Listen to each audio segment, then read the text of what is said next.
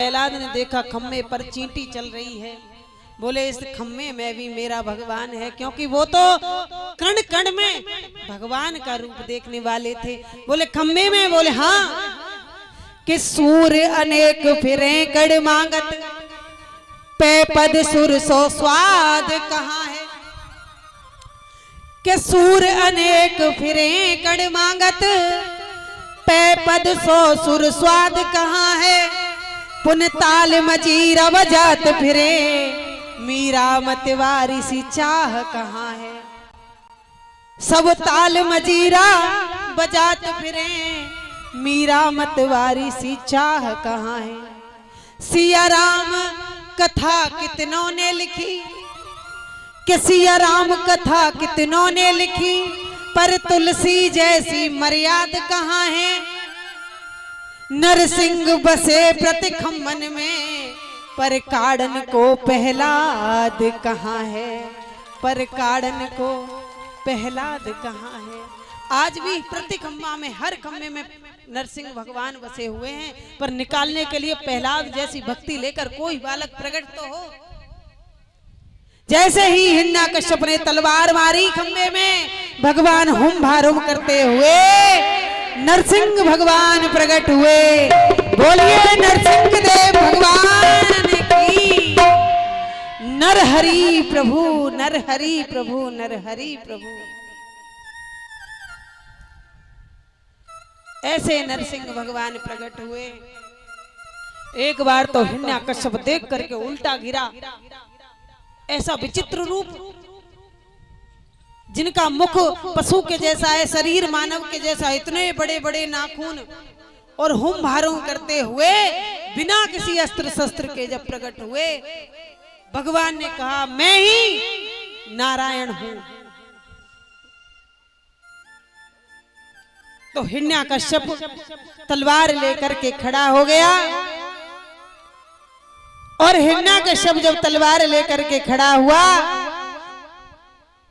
भगवान से युद्ध करने लगा। युद्ध करते करते गोधूली का टाइम हो गया। गोधूली का टाइम बोलते हैं संध्या वंदन जिस समय होता है, दोनों समय मिलते हैं, सुबह शाम। संध्या वंदन के समय, गोधूली के समय भगवान ने हिरण्यकश्यप को पकड़ लिया, और हिरण्यकश्यप को पकड़ करके महल की दहलीज पर जाकर बैठ गए, और अपनी जंघाओं पर हिरण्यकश्यप को लिटा लिया, और कहने लगे आज तेरा मोक्ष कर दूंगा, तुझे मार दूंगा।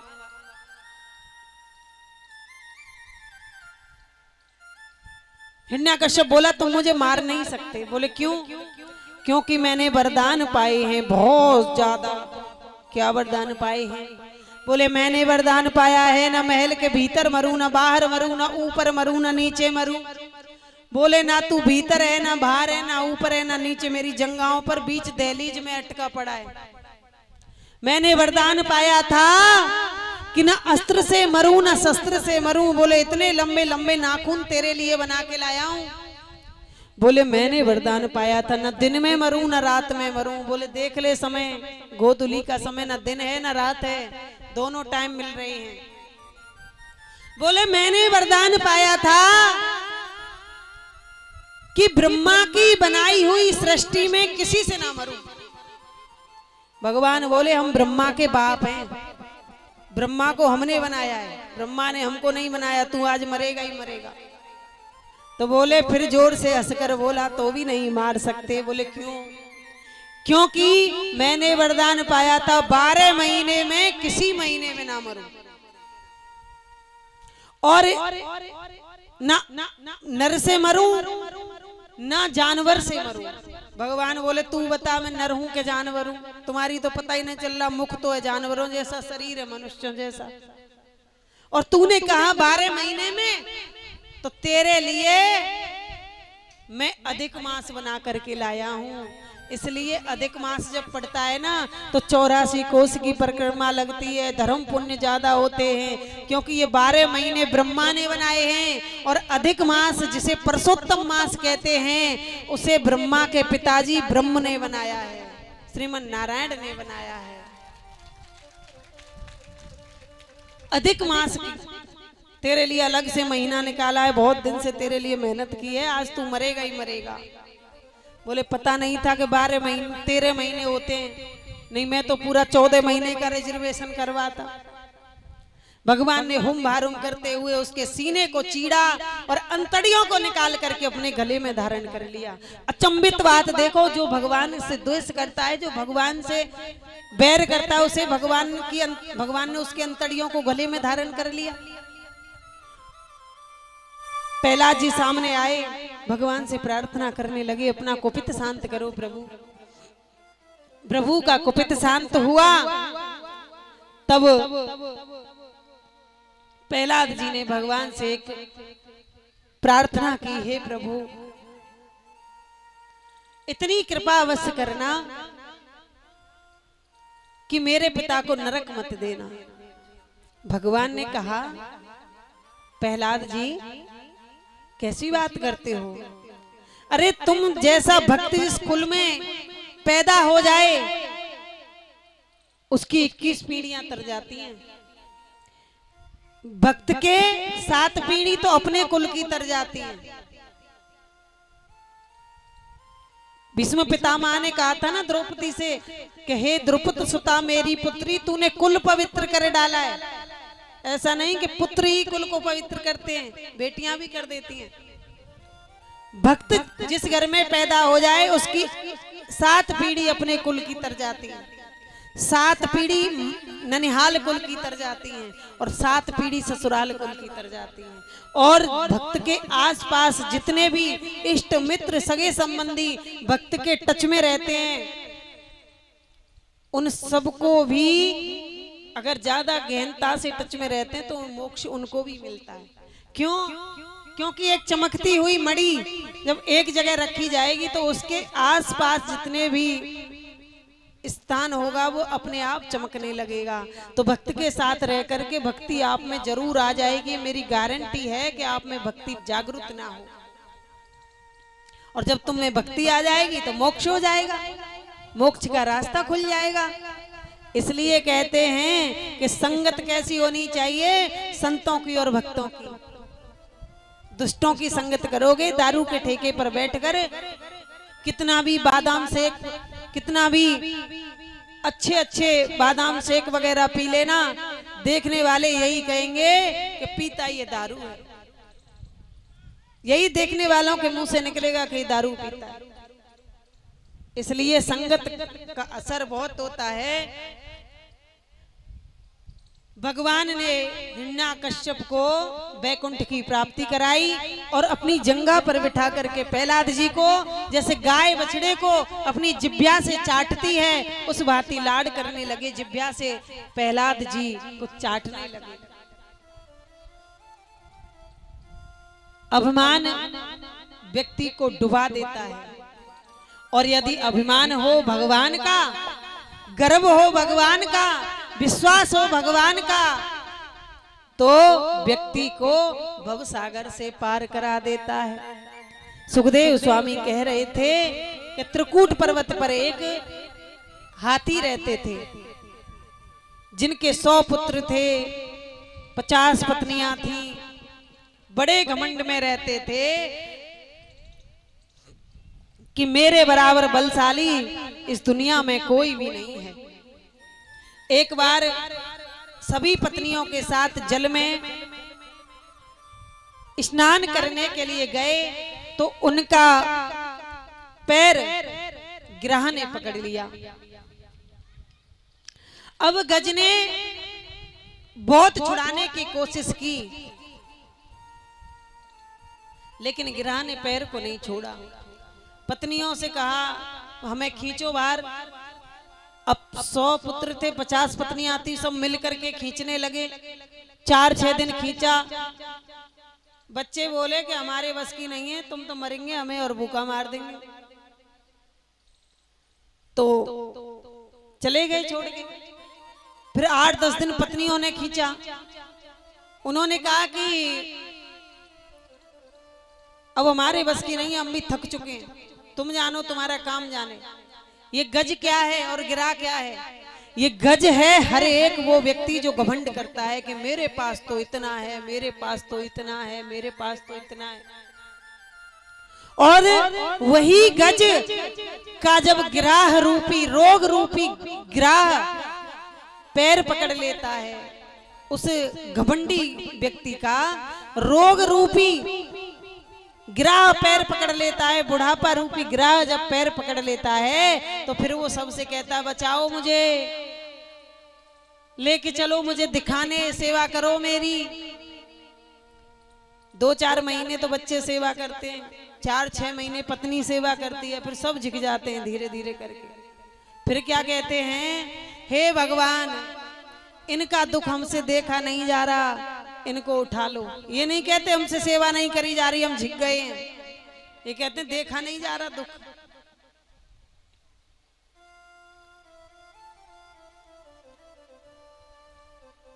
फिर इतना घमंड लेके क्यों घूमते हो, जब अंत में तुम्हें हरि को ही पुकारना है।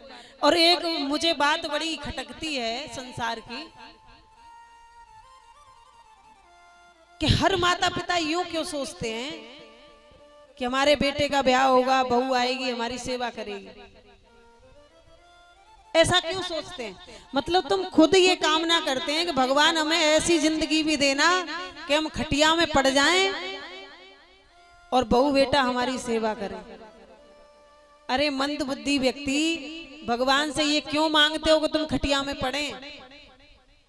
भगवान से ये मांगा करो कि हे प्रभु इतनी शक्ति देना कि जब तक जीऊं जब तक हाथ पैर चलते रहें, क्योंकि बहू बेटा सिर्फ सेवा कर सकते हैं, आपके शरीर के कष्ट को नहीं बांट सकते। इसलिए हमेशा, और एक बात हमेशा याद रखना कि जिस चीज को आप 108 बार से ज्यादा बार बार सोच लेते हो, रिपीट कर लेते हो अपने अंदर, वो चीज पक्की आपके सामने आ जाती है। चाहे वो पॉजिटिविटी हो, चाहे वो नेगेटिविटी हो, चाहे वो बुरी बात हो, चाहे वो अच्छी बात हो। एक औरत थी, वो हमेशा ये कहती थी कि हम बीमार रहते हैं। किसी संत ने उसे ये बताया कि तुम रोज सुबह सुबह उठ के ये कहा कर, सोचा करो, सिर्फ सोचना है कि मैं ठीक हो रही हूँ, मेरे ऊपर ठाकुर जी की अनंत कृपा है, मुझे डॉक्टर साहब की दवाई लग रही है, डॉक्टर साहब के रूप में भगवान आए हैं मुझे ठीक करने। तुम जैसा सोचोगी ना वैसा ही हो जाएगा। और सच में ही वही हुआ।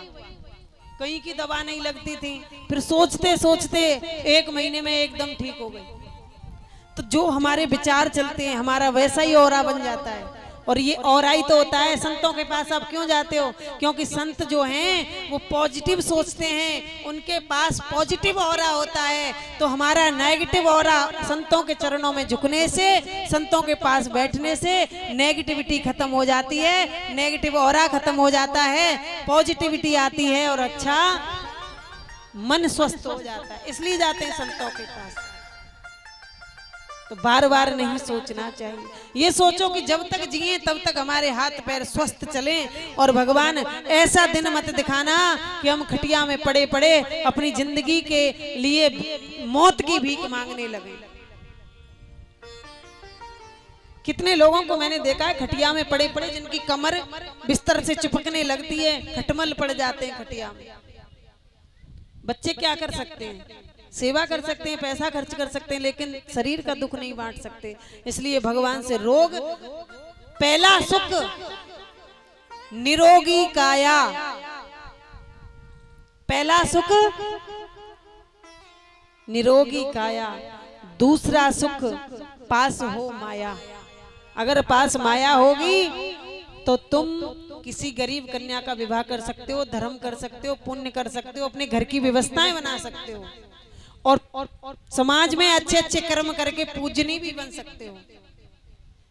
पहला सुख निरोगी काया, दूसरा सुख पास हो माया, तीसरा सुख सुपात्र हो नारी या सुपात्र हो पुरुष, चौथा सुख पुत्र आज्ञाकारी और पांचवा सुख स्वदेश का वासा, अपने देश का वासा, अपने गांव का वासा।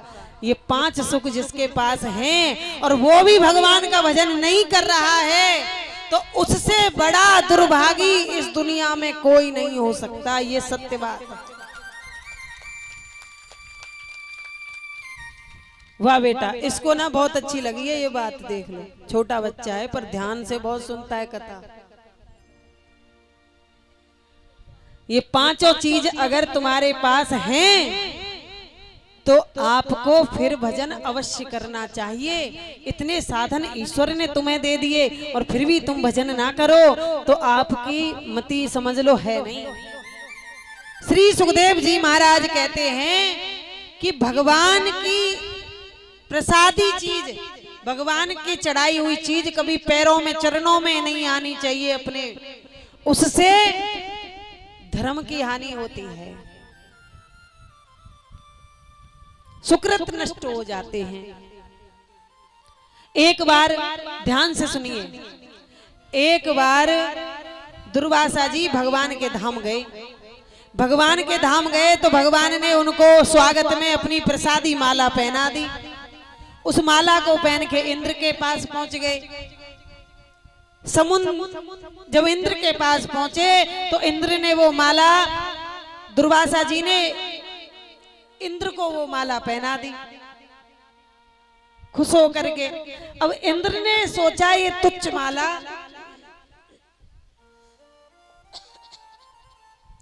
ये तुच्छ फूलों की माला, और मैं इंद्र आसन पर बैठने वाला इंद्र घमंड के मारे, अभिमान के मारे वो माला उतार कर अपने हाथी को पहना दी। अब हाथी रहा पशु, उसने सूंड से तोड़ी और वो माला को पैरों में कुचल दिया।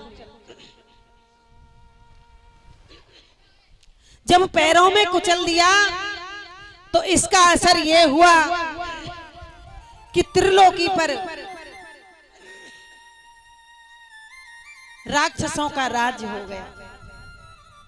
देवता दर दर भटकने लगे, त्रिलोकी को छुड़ा लिया राक्षसों ने, क्योंकि भगवान की प्रसादी माला हाथी ने पैरों में डाल दी थी।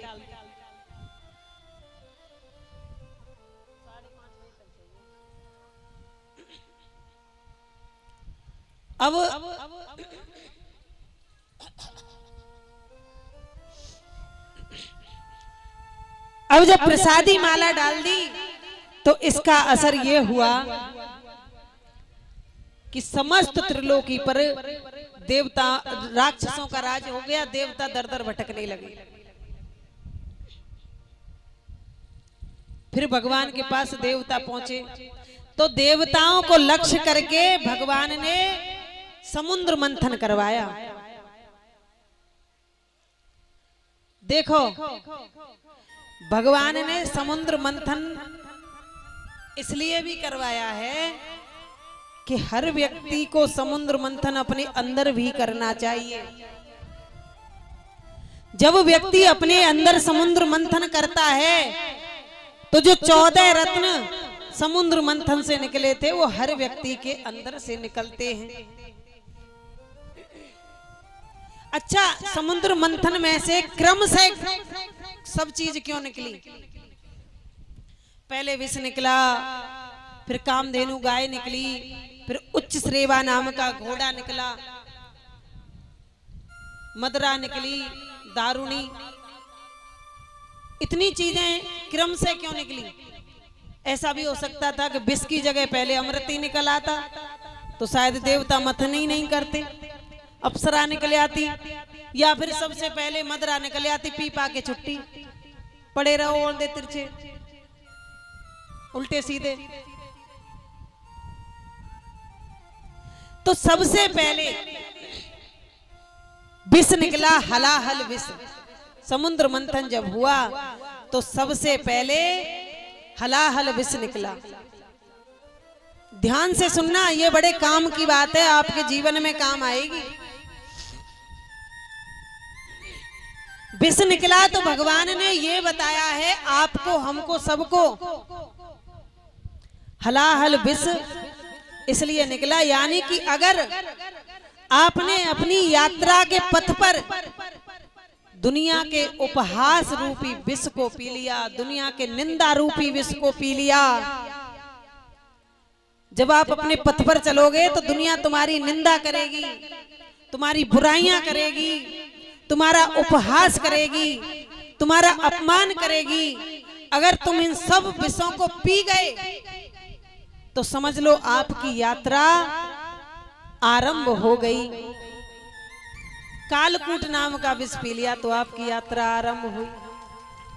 ये जीवन का बहुत बड़ा रहस्य है, आज आपको बताती हूँ, ध्यान से सुनना। दूसरी चीज निकली थी, फिर आप विष पी गए तो क्या निकलेगा? फिर आपको कामधेनु यानी गाय उत्पन्न होगी। मतलब आपने विष पी लिया, अपनी यात्रा में चलते रहे तो आपकी पृथ्वा रूपी गाय ऐसी निकलेगी कि जब चाहा उसका दूध काढ़ा, जब चाहा दूध निकाला और पृथ्वा रूपी दूध निकालकर जन कल्याण के लिए जन समाज को पिला दिया। ऐसी आपको आपकी पृथ्वा की कामधेनु प्राप्त होगी कि जब चाहो पृथ्वा का दूध निकालो और जगत को पिला दो। फिर क्या निकलेगा? फिर आपको मिलेगा घोड़ा, उच्चैश्रेवा नामक घोड़ा मिलेगा। घोड़ा निकलेगा आपके अंदर से। मतलब यानी आपने निंदा को भी भीतर स्वीकार कर लिया, निंदा से भी आप बच गए और आपने अपनी पृथ्वा रूपी गाय को, कामधेनु को भी साध लिया। आप 24 घंटे मेहनत कर सकते हो तो फिर आपके संकल्पों को ऐसी गति मिलेगी जैसे पंख जड़े हुए घोड़े को, उच्चैश्रेवा नामक घोड़े को मिलती है कि आप जो भी संकल्प सोचोगे वो तुरंत सिद्ध हो जाएगा। ऐसी गति आपके संकल्पों को मिल जाएगी। फिर चौथी चीज क्या निकलेगी? ऐरावत हाथी। जब आपने विष पी लिया, कामधेनु मिल गई, आपने दिन रात मेहनत की तो फिर आप दुनियादारी से थोड़े ऊंचे उठ जाएंगे। फिर तुम्हारी हाथी की भांति चाल हो जाएगी। अब देखो, हाथी जिस जगह मिलेगा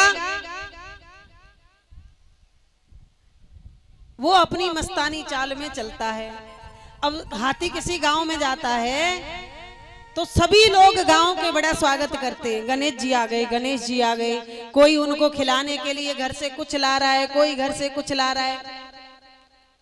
गांव में हाथी आता है तो हाथी के गांव में आने से पूरे गांव में सिर्फ एक ही जीव परेशान होता है और वो कौन सा जीव है? कुत्ता। ये कुत्ता जो है ना, यही परेशान होता है। उसके पीछे पीछे कुत्ते भौंकने लगते हैं। हाथी के आकार से टक्कर ना लेने वाले कुत्ते ही जब पृथ्वा रूपी हाथी गली से निकलता है तो उसके पीछे पीछे भौंकते चलते हैं। अच्छा, कुत्तों की इतनी औकात नहीं कि आगे आके भौंक लें, क्योंकि पता है अगर आगे आके भौंके तो इसी लोक से उस लोक जाएंगे जहां के जाने की कामना है। दुनिया भर के हाथी के पीछे कुत्ते भौंकते जाते हैं। और सुनो, कुत्तों की इतनी हैसियत होती है कि उसी गांव तक भौंकते हैं, उस गांव से दूसरे गांव में जाकर भौंक नहीं सकते। हाथी को जैसे ही गांव से निकला, खूब जोर जोर से भौंक करके फिर एक दूसरे के मुंह की तरफ देखते हैं। अच्छा भौंका ना? हाँ, बढ़िया भौंका। फिर वही व्यवस्था में लग जाते हैं कि शाम का भोजन कहाँ मिलेगा, अब कहाँ देखें। तो जहां भी आप संघर्षों से ऊपर उठते हैं तो संघर्षों से ऊपर आपको एक जगह मिलती है जहां बैठ करके आप देखोगे तो हाथी जैसी गति आपकी हो जाएगी। आप जहां भी जिस भी जगह जाओगे वहीं तुम्हें आदर सत्कार मिलेगा। इन बातों को ध्यान से सुनो। फिर आपने हाथी की भांति आपका मधुर हो गया, चाल हो गई मधुर, आपने ध्यान देना बंद कर दिया समाज की तरफ, तो फिर आपको क्या मिलेगा? कौस्तुक मणि जो हरि के सिर पर सजाई जाती है।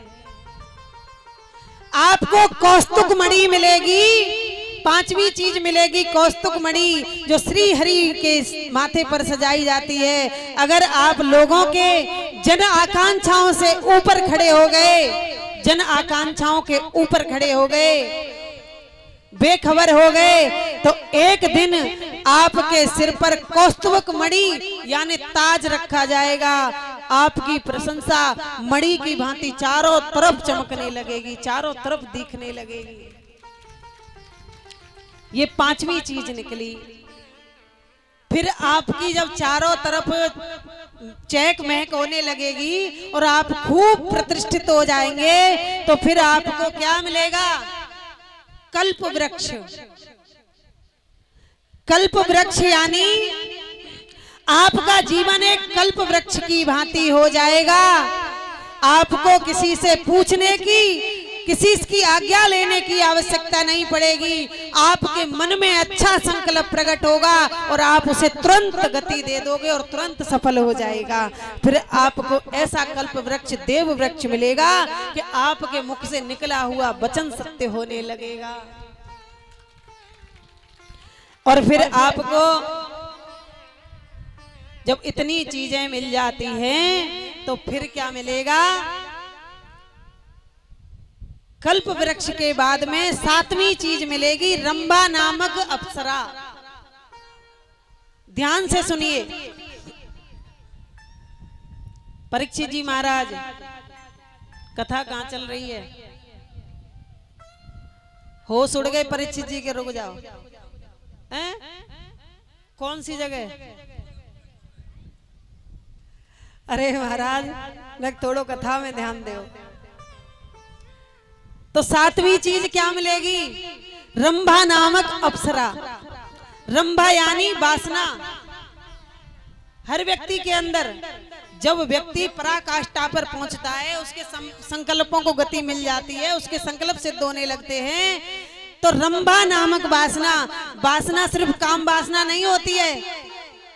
एक वासना वो भी होती है कि आपके अंदर वासना आपको खींचना आरंभ करेगी, जितना है और उससे ज्यादा चाहिए, सबका मेरे पास हो, रावण तत्व पैदा होने का खतरा रहता है। सब सातवीं चीज होती है, क्योंकि नंद का लाल बड़ा ही अलछलिया है, सब कुछ दे के परीक्षा लेता है। रंभा नामक अप्सरा रावण तत्व में और मेरा आपके अंदर पैदा हो जाएगा। यदि आप इसे जीत गए,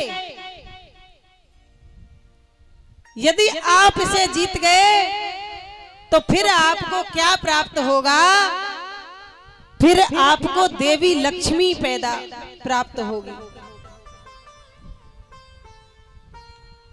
जब रंभा नामक अप्सरा आपको मिल जाएगी, तो फिर आपके पास देवी लक्ष्मी प्राप्त होगी। ध्यान देना भक्तों, देवी लक्ष्मी प्राप्त होते ही सबसे पहले क्या मिलता है? वारुणी नशा मद।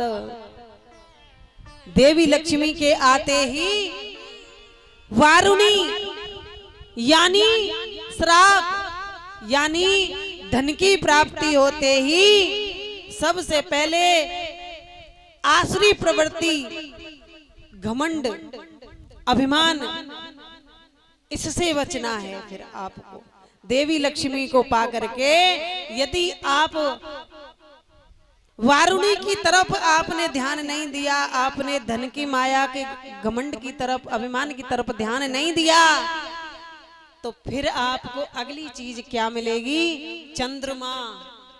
मतलब चंद्रमा की भांति शीतलता आपके अंदर आ जाएगी। 10वीं चीज समुद्र मंथन से निकली है, चंद्रमा। शीतलता कैसी आ जाएगी? मैंने ऐसे ऐसे लोगों को देखा है, करोड़पति, अरबपति, और इतनी सरलता, बालकों जैसी सरलता। हमारी कथा चल रही थी यमुना नगर, हिमाचल प्रदेश। तो वहां पर सिग्नेचर कंपनी के मालिक आए, बड़े पैसे वाले। लेकिन हमने देखा उनका स्वभाव, उनका नेचर, हमने उनका स्वभाव और नेचर देखा तो बिल्कुल बालकों के जैसा स्वभाव, बिल्कुल बालकों के जैसा नेचर।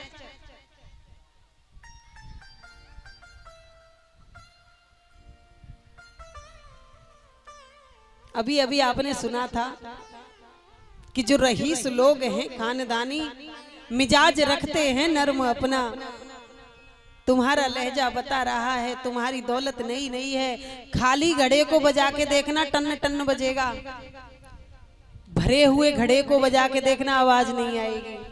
इसलिए जो ज्यादा गरज रहा हो, ज्यादा पावर दिखा रहा हो, समझ लो कि ये खाली घड़ा है, इसके अंदर है नहीं कुछ।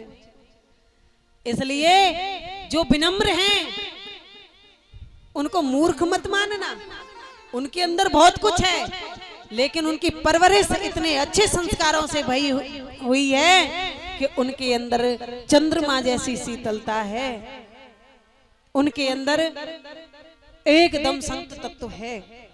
तो फिर आपके अंदर चंद्रमा जैसी शीतलता प्राप्त हो जाएगी। और इसके बाद आपको 11वें नंबर पर क्या मिलेगा? अपराजकता यानी पारिजात। अपराजकता यानी देव वृक्ष। अब आपको देव वृक्ष की प्राप्ति होगी। आपके कर्मों की खुशबू चारों ओर फैलने लगेगी, सब आपकी प्रशंसा करेंगे। ये आपने 10 चीजें जीत ली, फिर आपके कर्मों की ऐसी खुशबू फैलेगी चारों तरफ कि सब आपकी प्रशंसा करने लगेंगे। और इसके बाद फिर आपको 12वें नंबर पर क्या मिलेगा? 5 जन्य शंख, यानी आपके यश का उद्घोष आपके पूर्वज भी वैकुंठ में बैठकर सुन सकते हैं। इतना आपके यश का उद्घोष होने लगेगा, पूरे विश्व में आपका डंका बोलेगा, आपकी कीर्ति की पताका चारों ओर फैलने लगेगी। ये 12वें नंबर पर मिलता है। और फिर 13वें नंबर पर लोग कहेंगे क्या अद्भुत व्यक्ति है, जो मुख से निकल गया, जो संकल्प में आ गया तुरंत हो गया। फिर आपको 13वें नंबर पर भगवान धन्वंतरी मिलेंगे। धन्वंतरी आपको भगवान के स्वरूप का दर्शन होगा 13वें नंबर पर। इन सभी चीजों को जीतने के बाद आपको 13वें नंबर पर भगवान के स्वरूप का दर्शन होगा। आपको साथ ही भगवान के साथ ही क्या मिलेगा? अमृत तत्व। अमृत तत्व यानी कि एक दिन एक समय ऐसा आएगा कि आप अपनी इच्छाओं से ऊपर उठ जाएंगे, ऊपर उठ जाएंगी।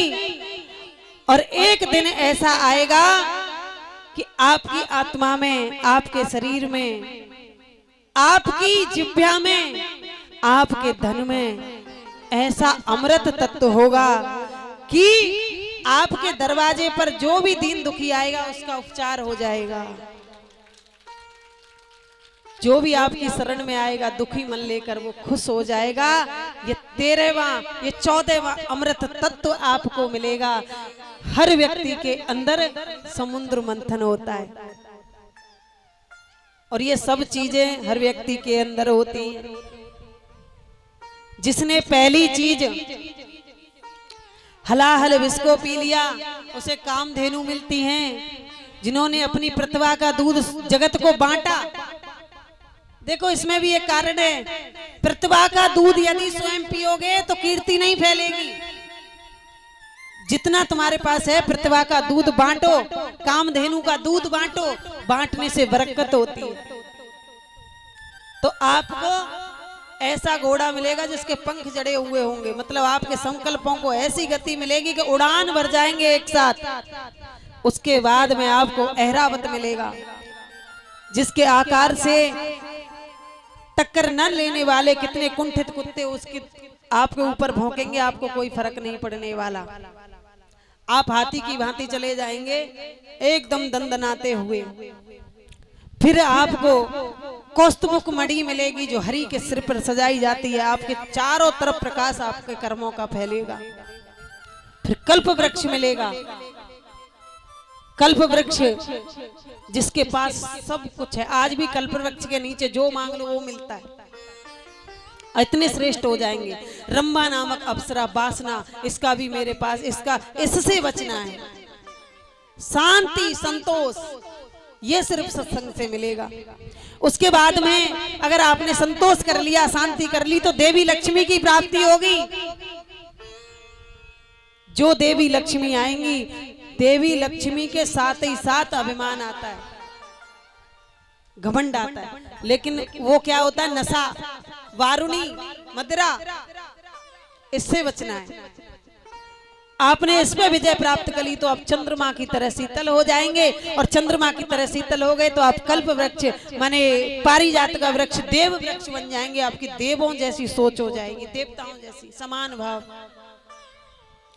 उसके बाद में आपको पंचजंग शंख मिलेगा। जो शंख पंचजन्य शंख जो चारों तरफ आपकी कीर्ति का उद्घोष करेगा। उसके बाद भगवान धन्वंतरी मिलेंगे, आपको भगवान का दर्शन होगा। और उसके बाद में आपकी वाणी में अमृत तत्व हो जाएगा। ये है समुद्र मंथन। आपके अंदर, हमारे अंदर, सबके अंदर ये समुद्र मंथन होता है।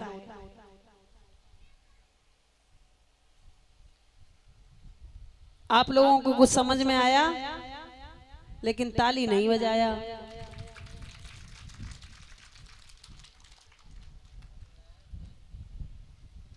समझ में तो आया लेकिन ताली नहीं बजाया। समझ में आया तो तुरंत ताली बजाया। बोलिए राधा रानी की। तो ये सब चीजें आपके अंदर भी प्रकट होती है। समुद्र मंथन से आपको बहुत बड़ी सीख मिलती है जीवन जीने की। और यही जीवन की शुरुआत से लेकर एंड तक, अगर समुद्र मंथन के प्रस्ताव से यदि कोई जी लिया तो मेरी गारंटी है वो बहुत बड़ा सिद्ध बन जाता है, बहुत बड़ा। और एक बात बताएं आपको, कोई सिद्ध किसी वेशभूषा का नाम नहीं है, संत किसी वेशभूषा का नाम नहीं है। जिसकी वाणी पावन हो जाए, जिसके दरवाजे से दीन दुखी सुखी होकर जाने लगे, सोचो वो संत है। चाहे वो किसी भी रूप में है, जिसका हृदय कोमल हो जाए, दूसरे की दुख को देख के दुखी हो जाए, दूसरे के सुख को देख के सुखी हो जाए, दूसरे के हानि में अपना दुख समझे, दूसरे के लाभ में अपना लाभ समझे, समझ लो वो संत है, वो संत तत्व है। उसके अंग संग हरि रहते हैं, उसके साथ में अंग संग हरि रहते हैं।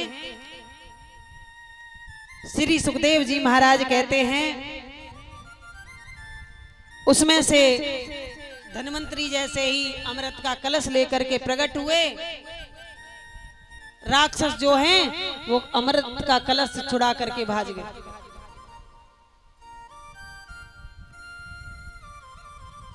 अब देवता बड़े परेशान।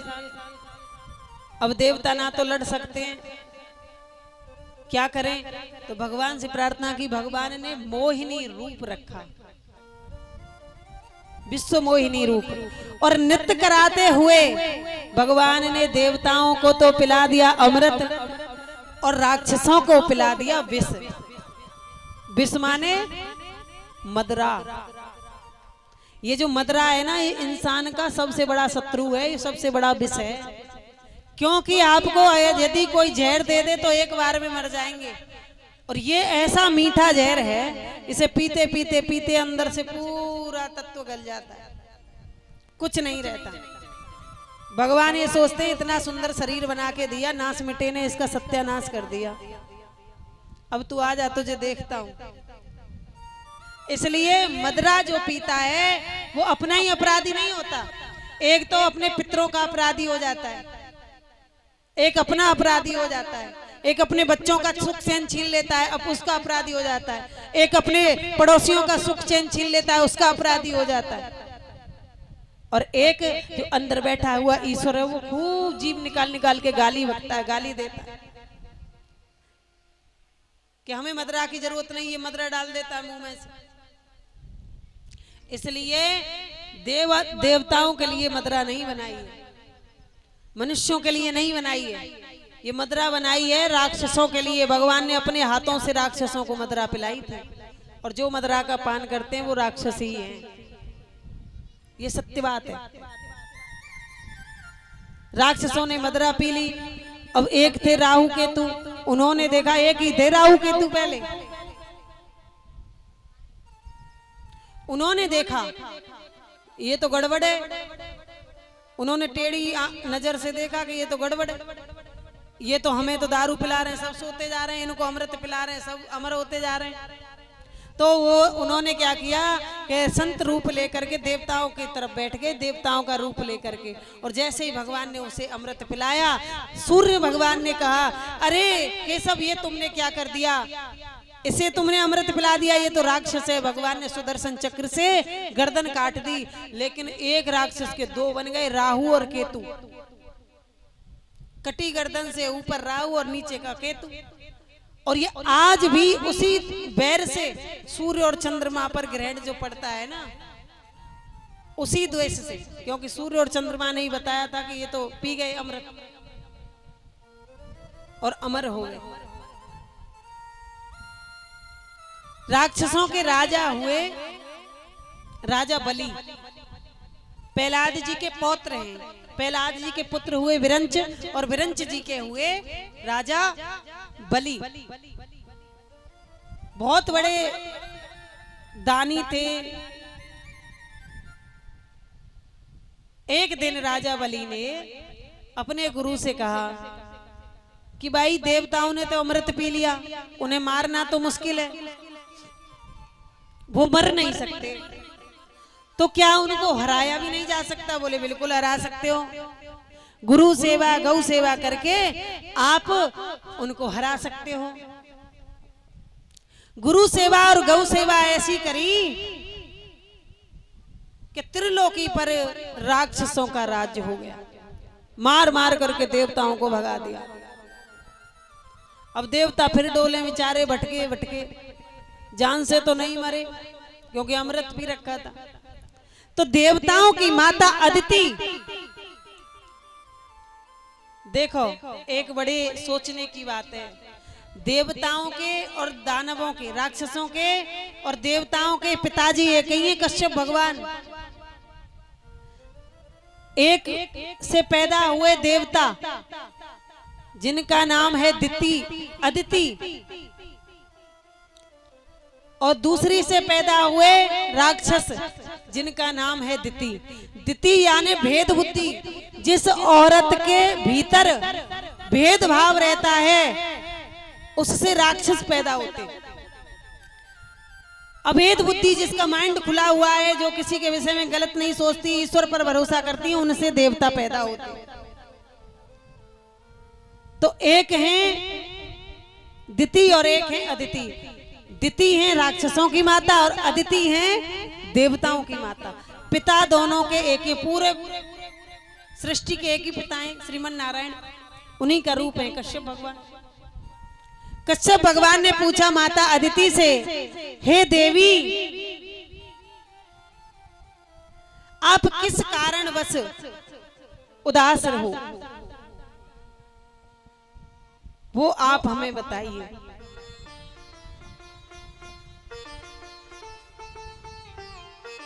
माता अदिति ने कहा, मुझे भगवान ने सब कुछ दिया है, लेकिन मेरे बड़े गुणवान पुत्र भी हैं।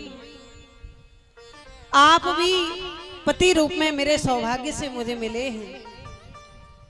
सब कुछ होते हुए भी मेरे बालक दर दर भटक रहे हैं।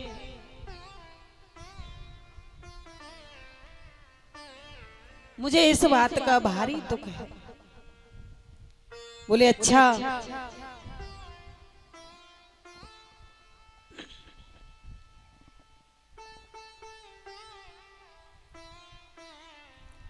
तो महाराज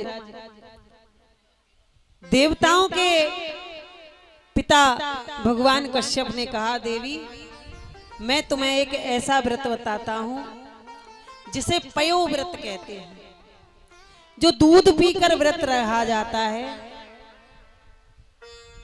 और इस व्रत को करने से 12 दिन का ये व्रत है। फाल्गुन के महीने में प्रतिपदा से लेकर त्रयोदशी तक इस व्रत को करते हैं, जिसमें 1008 जाप सुबह, 1008 जाप शाम को, और 108 आहुति सुबह, 108 आहुति शाम को, 2 टाइम हवन, 2 टाइम यज्ञ, 3 टाइम स्नान, और दिन भर हरि का नाम जाप करते रहते हैं। ऐसा कठिन व्रत है कि यदि पुरुष करें तो स्त्री का मुख ना देखें, और यदि स्त्री करें तो सूर्य की किरण भी उस स्त्री के ऊपर नहीं पड़नी चाहिए। है तो थोड़ा कठिन, लेकिन मेरी गारंटी है जो इस व्रत को करता है उसे ईश्वर दर्शन जरूर देते हैं। गारंटी है, पक्का। हमने 2 बार किया है, कोई भी कर सकता है। सूर्य की किरण भी आपके शरीर पर नहीं पड़नी चाहिए। संसार के किसी भी व्यक्ति, किसी भी यंत्र तंत्र, मोबाइल टीवी, किसी से मतलब नहीं। सिर्फ हरि की चौकी लगा करके भगवान की चरणों में ही पड़े रहना है, सुबह शाम रात दिन, और 12 दिन के अंदर तुम्हें दर्शन हो जाएंगे, मेरी गारंटी है। अगर साक्षात्कार नहीं हुआ तो आप ऐसे दर्शन करोगे, जगे हुए होंगे और सोए हुए भी नहीं होंगे, इस भांति दर्शन करोगे, और इतनी सुंदर छवि आपको दिखेगी कि आप शब्दों में उसका वर्णन नहीं कर सकते अपने मुख से। लेकिन जिसके अंदर श्रद्धा भाव हो ना, उसके लिए कुछ भी कठिन नहीं है, क्योंकि करने वाले तो ईश्वर हैं। आप और हम तो सिर्फ उनके भक्तों के चरणों की धूल है।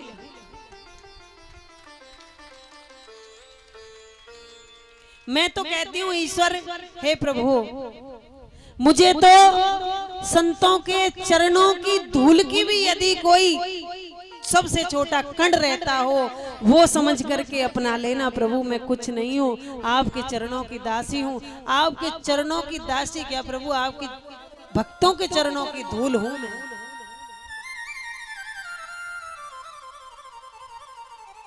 ऐसा पयोव्रत देवताओं की माता अदिति ने जब किया तो भगवान वामन उनके आंगन में प्रकट होकर के आए। बोलिए भगवान वामन भगवान की जय हो। वामन भगवान प्रकट होकर के आए। हाँ, इस व्रत का एक और नियम है कि आप किसी से सेवा नहीं ले सकते इस व्रत में, किसी से भी। सिर्फ एक बार दूध पीना है, एक बार, और कितना पीना है, जितना आप ठाकुर जी को भोग लगाओ। ऐसा नहीं कि एक बार में कर लो 24 घंटा कोटा पूरा ना, सिर्फ एक बार दूध पीना है। इतना पीना है जितना आप ठाकुर जी को भोग लगा दो एक बार में, वही सिर्फ पीना है पूरे दिन भर में। दोबारा ना कुछ खाना है ना कुछ पीना है। कि ईश्वर तेरे दरबार की महिमा अपार है, ईश्वर तेरे दरबार की महिमा अपार है। हो ईश्वर तेरे दरबार की महिमा अपार है। दुनिया न सके जान तेरा क्या विचार है, दुनिया सके जान तेरा क्या विचार है। ईश्वर तेरे दरबार की महिमा अपार है। ईश्वर तेरे दरबार की महिमा अपार है। जय हो।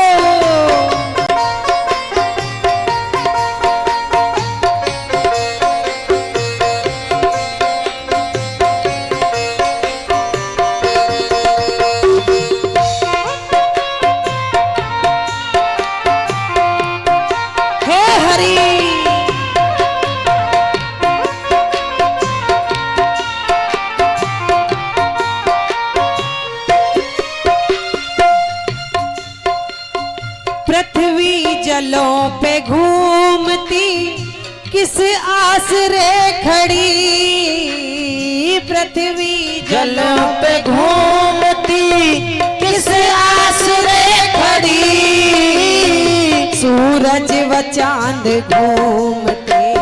एक बात सोचो, आप बल्ब जलाते हो घर में, बल्ब, उसका बिल देते हो कि नहीं? जल्दी बताओ, देते हो कि नहीं? सूरज नारायण रोज निकलते हैं, उनको किसने बिल दिया है? देते हो बिल? वो भी तो प्रकाश देते हैं।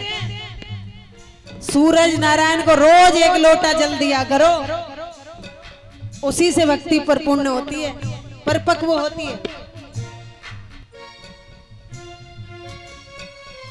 पृथ्वी जलों पे घूमती, किस आसरे खड़ी, हो पृथ्वी जलों पे घूमती, किस आसरे खड़ी, सूरज व चांद घूमते, किसके आधार है, ईश्वर तेरे दरबार की महिमा अपार है, ईश्वर तेरे दरबार की महिमा अपार।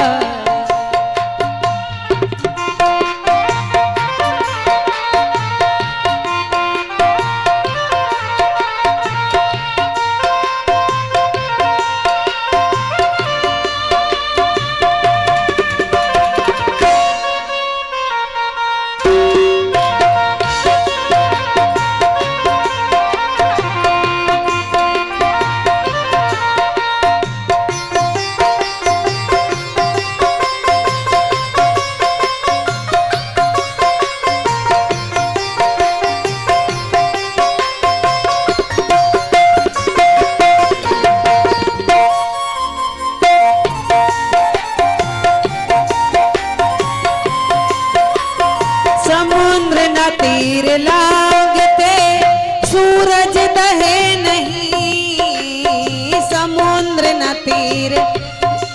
एक बात सुनो, अगर सूरज अपनी पूरी गर्मी तुम्हारे ऊपर डाल देना, तुम उसी दिन पिलक जाएंगे। हाँ, जैसे प्लास्टिक पिलक जाती है ना, ऐसे पिलक जाएंगे। ये ठाकुर जी की कृपा है, जब सूरज की गर्मी जितनी चाहिए उतनी ही देते हैं। और समुद्र अपनी मर्यादा तोड़ दे तो सबरा पूरी पृथ्वी पर जल ही जल हो जाएगा। समुद्र न तीर लागते, सूरज दहे नहीं, समुद्र न तीर, सूरज दहे नहीं, चलती हवा मर्याद से। अगर हवा जोर से चले तो तूफान आ जाता है, भूकंप। चलती हवा मर्याद से, किसके आधार है, ईश्वर तेरे दरबार की महिमा अपार है, ईश्वर तेरे दरबार की महिमा अपार है।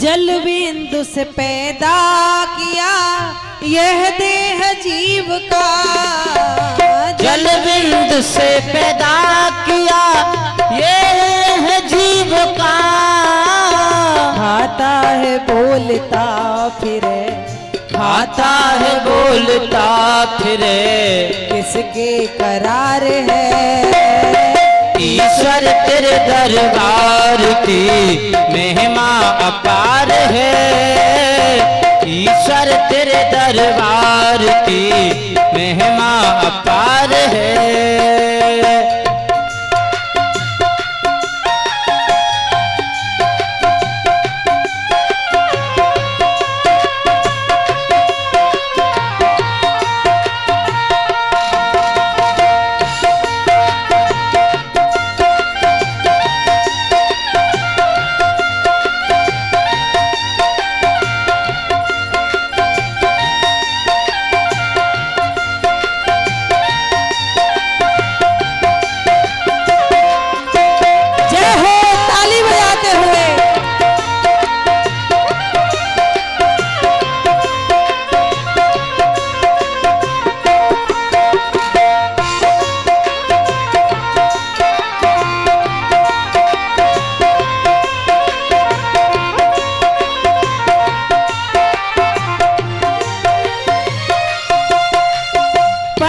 पंडित हकीम ज्योतिषी करते बड़े जतन।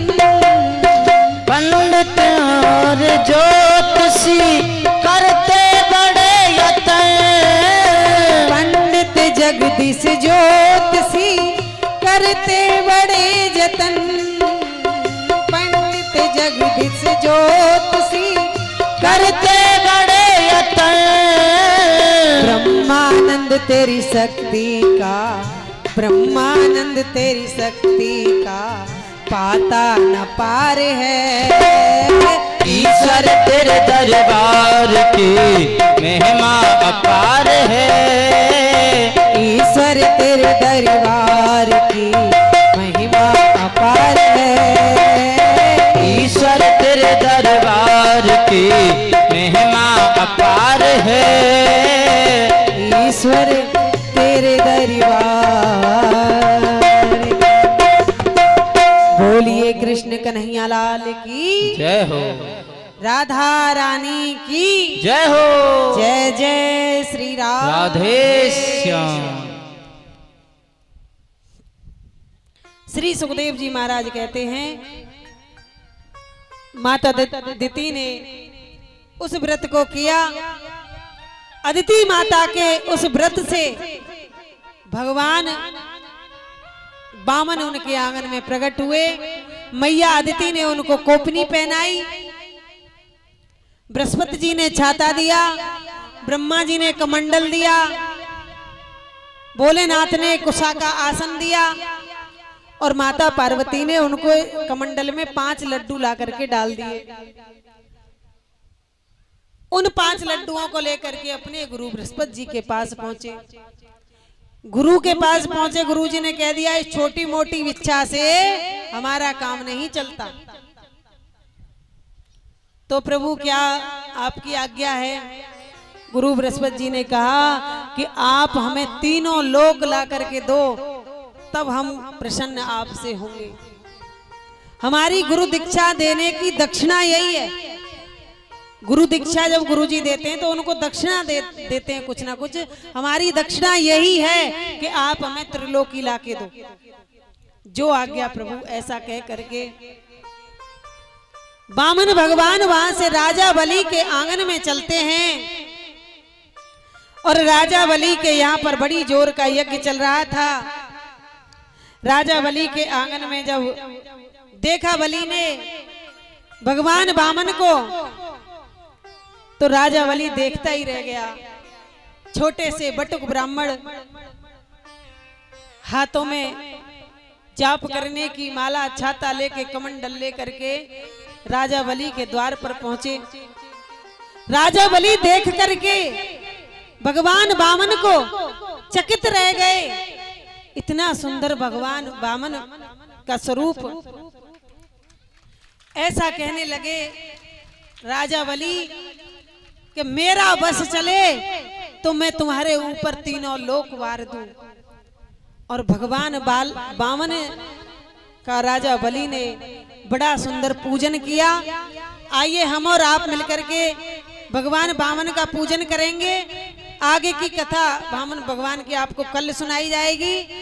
और ध्यान से सुनिए, कल है हमारे कृष्ण कन्हैया को हैं?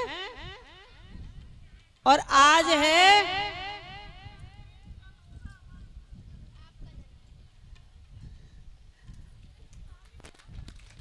वामन भगवान। बताएंगे आज क्या है?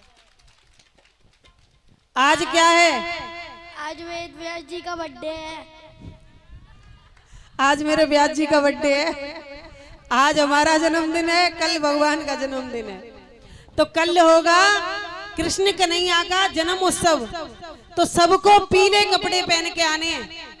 और ध्यान दीजिए माताओं, खास करके आपसे, कि ले लो बधाई। ले लो ले लो। बहुत बहुत धन्यवाद। तो देखो माताएं खास करके ध्यान दें, आप भी परिचिताएं जी, कि आपके पास पीली साड़ी हो तो पहने आना। घर जाके झगड़ा मत करना कि चलो पहले चंडो समय पीली साड़ी दिलवा के लाओ। कल पीली साड़ी पहन के जानी है, तभी रोटी बनेंगी, नहीं रोटी बननी नहीं है। कहीं पता चले तुम्हारे पतिदेव हमारे पास आए, दीदी कहाँ है, ढूंढते ढूंढते। ऐसी कथा सुना रही है कि घर में रासा पमाड़ा रुक गया कि चलो चंदो साड़ी दिवाने। तो ऐसा नहीं करना है, काले नीले वस्त्र नहीं पहने के आने, चाहे लाल पहने आओ, पर महात्मा होता है पीले वस्त्र का। तो कल आप सभी को पीले वस्त्र धारण करके आने हैं। और सुनो, कल प्रसाद में आपको क्या लाना है? टॉफी, चॉकलेट, बिस्किट, ऐसी चीज, खिलौना कि आपको बधाई में कल मंच से प्रसाद मिले। ऐसे बधाई फेंकी जाती है ना, तो ऐसी चीज लानी है। अब चिरवा आप ले आए, हम चिरवा कैसे फेंकेंगे? चिरवा हमने फेंका, हमारे मुंह पे लग गया। ऐसी कल आपको, जैसे अपने बच्चे का जन्मदिन मनाते हैं ना हर्षोल्लास से, ऐसे ही कल कृष्ण कन्हैया का जन्म उत्सव हर्षोल्लास से मनाना है। आइए भगवान वामन का पूजन करते हैं, उसके बाद में आरती करेंगे और हरि का नाम लेते हुए घर जाएंगे। कल समय से आना है। अगर आप 12 बजे आएंगे तब तो 5 बजे छुट्टी मिल सकती है।